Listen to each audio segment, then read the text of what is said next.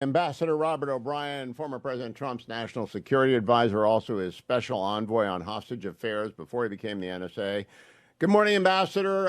Thank you for joining me this morning. I asked you if you wouldn't join me so that you could answer for me the three questions I posed of the debate participants last week. The first one being, what kind of Navy do we need if we are going to deter China from invading Taiwan and, if necessary, defeat it? What's your answer to that, Ambassador? Well, listen, the Chinese Navy is on the rise. It's getting huge. The U.S. Navy is in decline. President Biden's talking to Xi about climate change and begging really the Chinese military to answer our phone when they call. And that's why your question here at the debate was just so critical. It was a key question of the debate night. So thank you for raising it. I know the American people are grateful that you raised that question. What's the right answer, though? What should a presidential candidate say when I ask them what kind of ship mix do we need and how many? Well, the right answer, and all the candidates have a little bit of the right answer, but the right answer is we need a Ronald Reagan-style Navy. Maybe it's not 600 ships. Maybe it's, with modern technology, 350 to 400 ships. It's got to be built to fight today, but also we have to be projecting, what the Navy we want in 30 years. But it's not one of the question. The current Pentagon, the current Navy leadership wants to divest and invest, which is a cliche from the Obama administration, which basically means gutting the current Navy. You're hoping we don't have a fight until 2050 or 2060. So we need to grow the current Navy. We need to incorporate all the technology that we've developed over the years. And when the candidates answered, Chris Christie said we need more subs. He's right. But he didn't talk about how we're going to get more subs, how we're going to get from 1 to 2 subs a year to 3 subs a year. He didn't talk about how we're going to maintain the 50% of our subs that are currently tied up alongside waiting for maintenance. Nikki Haley talked about generally the Chinese threat, and it's important, and she's right about that, but didn't answer your question. She'll get there, and she's smart, but wasn't ready for that question. And Vivek Ramaswamy had heard the divest nonsense and called that out. Ron DeSantis said he has a plan for a 600-ship Navy, which is great, and he's a former naval officer, and we're obviously thinking about it. But none of them are ready like President Trump on day one to build the Navy, and that's where President Trump has a huge advantage. When the Ford carrier in the Trump administration was over budget and delayed, President Trump put on his project manager hat, the guy who built skyscrapers, went out to the aircraft carrier at the dry docks, didn't get blinded by the fancy meetings, but went down and talked to the chiefs and the welders who were working on the project and said, why aren't the elevators working and why aren't the catapults working? And got to the bottom of it. Same thing with our frigate program. And he saw the bow of the frigate that we were buying was the Navy was changing, and he said that change isn't going to work. And people kind of chuckled at him and said, "You're not a naval architect." Well, after he left office, the guy who was in charge of the program, someone you and I both know, called me and said the president was right. They had to change the bow back to what the president recommended after a year of trying to do something. So we need somebody like President Trump who's ready on day one to be a project manager to build the Navy because it's so critical. My second question was about TikTok, and I learned yesterday that use of TikTok for news has doubled in the last 5 years. All the other sites, social media sites, have declined.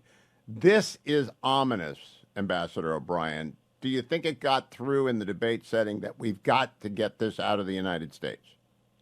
I don't think so. Instead, we had a back and forth about Vivek Ramaswamy being on TikTok and him complaining that Nikki Haley's daughter was on TikTok, and that was a distraction. And the realities with TikTok, when I was in Taiwan recently, I asked our Minister of Information, "What do you think about TikTok?" And she replied, "The spying aspect of it, or the propaganda aspect of it.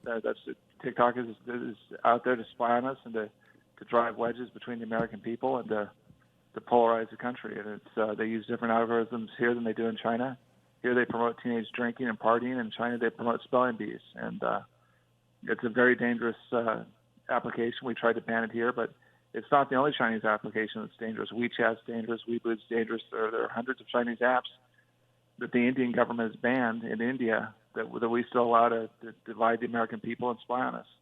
It's got to be fixed, and it's got to be fixed now. Which agency should be in charge of this, Ambassador? I know that you can't do everything out of the White House, even though you folks tried and Mike Pompeo tried and the court struck it down. Does it need to be a congressional response?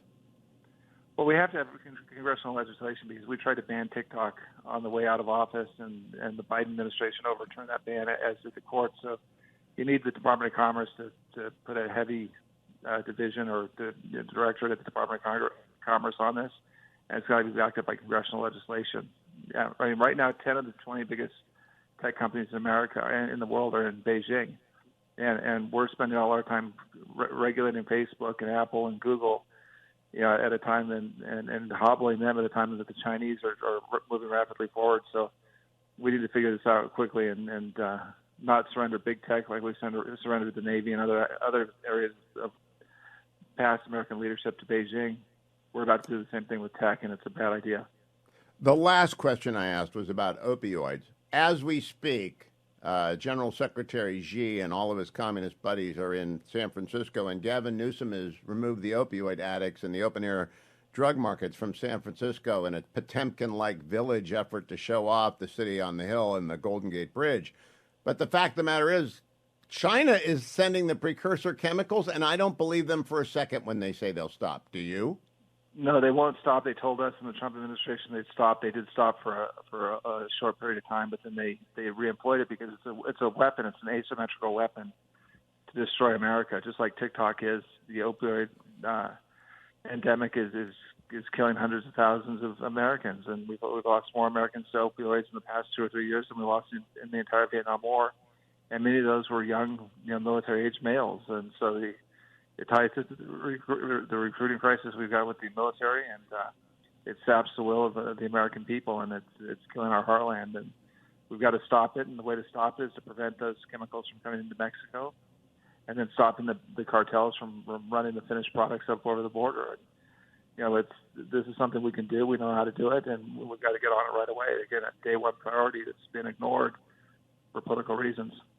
The question I didn't get to ask because we ran out of time, my fourth question was, we have a military recruitment crisis. The Army, the Navy, and the Air Force all missed their recruitment goals by thousands last year. The Marine Corps made it, Space Corps made it. Why do you think that is, Ambassador? You served, you have family serving right now. Why are not young people raising their hand? Well, one of the reasons, and Hugh, your family serves as well, your kids and in-laws, and God bless them, and thank them for their service. You come from a Navy family with admirals and captains, and so you get it. The most of our recruits come from families that have been military officers or in the enlisted ranks, and they encourage their kids and grandkids and nieces and nephews to serve. And what's happened with the military is that we're spending more time on DEI and wokeness and not being serious about our adversaries, and so there's a decline in will of the American people to serve, especially in military families. And the Marine Corps met their recruitment goals because they've, for the most part, rejected the woke agenda.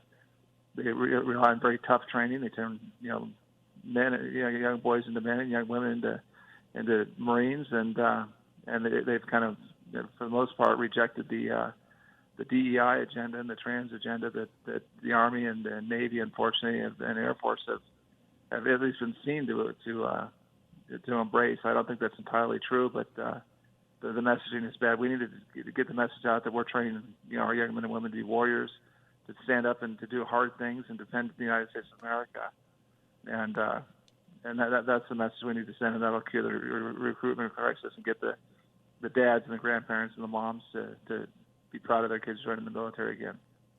Ambassador O'Brien, good luck to you up in Halifax. I appreciate your taking time. The Great Defense Conference is underway in Canada, and Ambassador O'Brien is there. He got up early to talk to me. Thank you, Ambassador.